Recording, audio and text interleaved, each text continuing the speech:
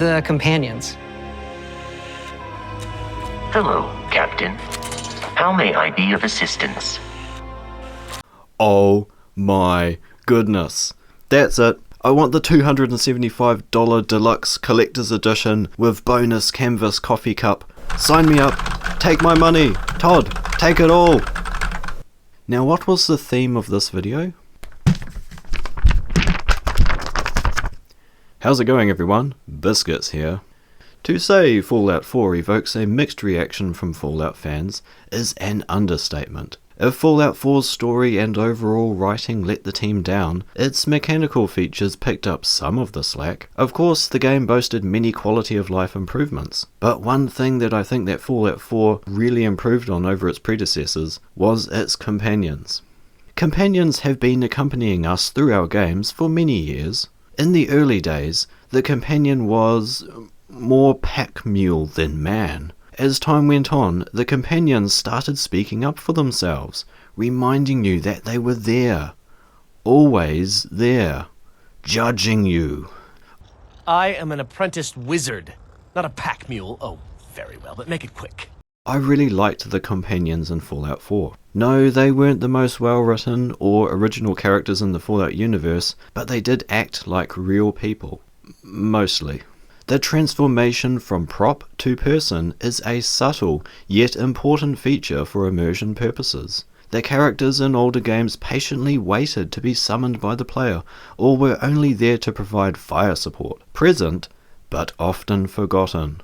Don't get me wrong, many of the old school companions were fantastic characters that gave some wonderful quests. However, times would change, and we all change with time. By the time of Skyrim, your companions were far more advanced beings, providing timely observations, such as, "There's something here, where is that coming from?" whilst being attacked by a dragon. Gone were the days of silent pack mules. Now they talked. But jokes aside, the companions were evolving. As they followed you throughout the world, their occasional comments went a long way to increasing immersion and making you feel more attached to these digital beings. Then came Fallout 4, and with it a big leap in companion technology. In the humble opinion of a humanoid biscuit, there were two primary changes to the companions in Fallout 4 that made all the difference. Number 1. They started to care about you. Not just you as an individual, but also the journey, and your interactions with the world and its NPCs.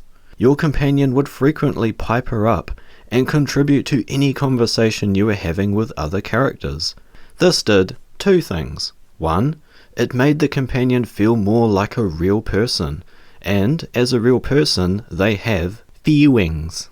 Their responses to your dialogue choices allowed them to express in a very obvious way how they felt about you. This wasn't a new feature entirely, but it was presented in a far more interesting manner than in previous games. Second, it gave the player an insight into the personality of said companion. This was a very natural and realistic way of learning about these people, with the alternative being simply to ask them about themselves. They became more real to you as the player. Number 2. I somewhat enjoyed the Outer Worlds. You may have guessed this about me based on the fact that I bring it up quite a bit in my videos. I liked most things about the game, but to be honest, personally, there were a few things that felt a bit off. Whether these things were the result of the game's limited budget or were deliberate design features, I don't know. Nevertheless, there was one feature in particular that I did not enjoy in regards to the companions. When a companion was in your party, you would automatically receive the benefits of a portion of their skills, and these would simply add to your own skill levels. This would mean that if there was a lock that you couldn't pick on your own, having companions in your party would increase your total lockpicking skill, which would mean that, magically, you would now be able to pick that bad boy. However, in Fallout 4, in order to benefit from your companion's special abilities, see what I did there? That is a joke. I get it. It is not funny, but I get it. A different approach was required. You would have to ask them to help you. Hey friend, Can you pick that lock for me? Or, can you hack into that terminal for me? You would be building a dependence on that particular companion. You would then observe as said companion moved and interacted with the world before your very eyes, further confirming in your mind that this was a real person with a real set of skills, and that you have a mutual friendship with this person, in which they carry your junk, fight enemies alongside you, do menial tasks, and occasionally talk. Okay, so maybe the relationship wasn't quite as mutual as I made it out to be, but you get the idea. Equipped with these new abilities, the companions leveled up, from at one time being a silent follower to becoming a realistic character with opinions, knowledge, and a useful skill set. The companions now had a figurative voice, and a literal one as well, showing their worth and playing a major role in narrative storytelling. The companion would never be the same.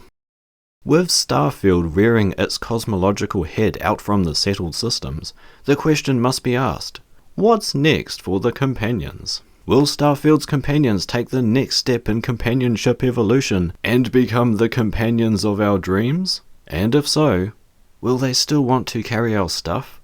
Only time will tell. Thanks for watching, and have a great day. So long, friend.